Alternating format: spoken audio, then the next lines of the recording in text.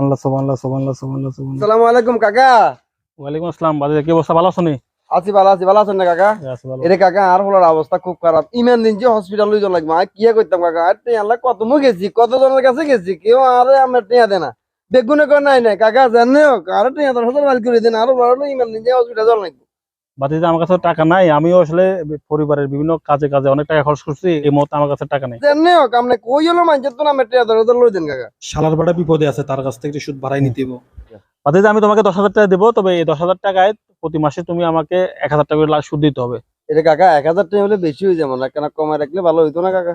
বাতিজা নিলে নাও, না নিলে নাই। হ্যাঁ, নামাজের সময় হয়েছে, আমি নামাজে চলে যাচ্ছি। ও কাকা, এ কাকা আই বড় গানে গেছি কাকা, অনুমানে আইয়েন না কাকা। যাই হোক কিতা করবো আর টিয়া হইছে লাগবো। অঙ্কা আর ইমান দিছে দরকার হয়ে গেছে, অনেক উপায় নেই, ওলারে হাসপাতালে ভর্তি করে দিব।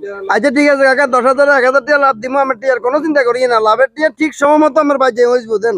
ধরো ঠিক আছে কাকা, ধরো তোমাকে 10,000 টাকা দিলাম, তবে টাকা প্রতি মাসে যাতে 1 তারিখের মধ্যে লাভের টাকা দিয়ে দাও, ঠিক আছে?